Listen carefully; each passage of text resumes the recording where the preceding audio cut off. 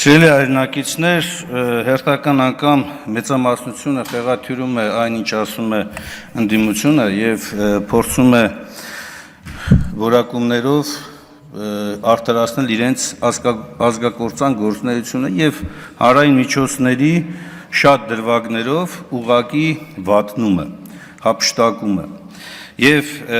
փորձել խեղաթյուրելով ընդդիմության մոտեցումը փորձում են վերագրել բաներ, որոնք չեն ասվել։ Լսեք, շատ պարզ բան է,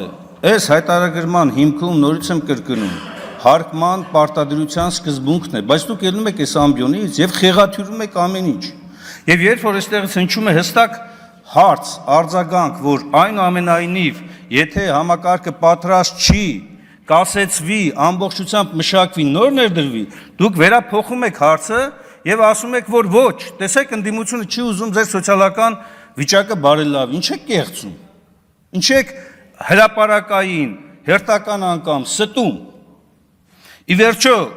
այդ սուտը իրականության մեջ բախվում է, չէ, ճշմարտության հետ։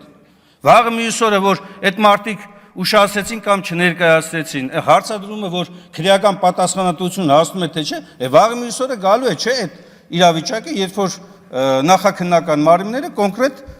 գործողություն ձեռնարկեն։ Ավելի լավ չէ՞ այս գլխից, հիմիկվանից ամբողջ համակարգը մշակվի, քաղաքացիներին բացատրվի կարևորությունը, անհրաժեշտությունը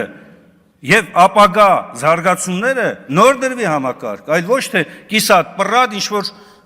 հերթական գործողություններն արվի։ Ես ամբիոնից ուզում էի նաև երկու կարևոր հարցի վերաբերյալ խոսեի, առաջինը այն, որ հայոց ցեղասպանության 110-րդ տարելիցին առաջ մեր խմբակցությունը շրջանառության մեջ է դրել հայոց ցեղասպանության ուրացման կոնկրետ հանցակազմի համար քրեական պատասխանատվության նախատեսող օրինագիծ, սա մի օրինագիծ է, որի մի կողմում ազգային հիշողությունը եւ արժանապատվությունն ու ինքնությունն է, մյուս կողմում հայ ժողովրդի ու հայ ազգի թշնամիներն են։ Ես կարծում եմ առաջիկայում ընտրության հնարավորություն պետք է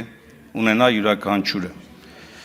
Եվ առաջին հերթին քաղաքական այն մեծամասնությունը, որ այսօր որոշումներ է կայացնում Հայաստանի Հանրապետության անունից։ Հուսամ այդ քննարկումների ընթացքում գերակշիռ մասը կպաշտպանի ազգային արժանապատվությունը։ Եվ երկրորդ հարցը, որ ուզում եմ անդրադառնալ, հետևյալն է, այս օրերին մենք հերթական անգամ ականատես եղանք պատմության խեղաթյուրումների, պատմության ուրացումների, ազգային ազատագրական պայքարը հերթական անգամ, ինչպես սիրում են կրկնել, մոնետիզացնող վարքագծի, վիրավորանքների եւ ազգային ժողովի նիստերի նախագահողների կողմից քար լռության այդ ամեն ինչին ու ուզում եմ նաեւ հիշեցնել, որ ամեն մի խոսք նաեւ պետք է բավարար հիմքեր ունենա հետագայում համապատասխան հիմնավորումներ ներկայացնելու։ Սուտն ու կեղծիքը եւ մեր պատմությունը խեղաթյուրելը պայքարողին այսօր նսեմացնելը ոչ մի լավ տեղ չի տանելու։ Եվ հիշեք, պատգամավորի կարգավիճակից, իշխանական կարգավիճակից դուրս կյանք կա։ Այդ կյանքում պետք է դուրս գաք մարդկանց մեջ, պետք է մարդկանց հայացքներին նայեք եւ պետք է պատասխան տաք։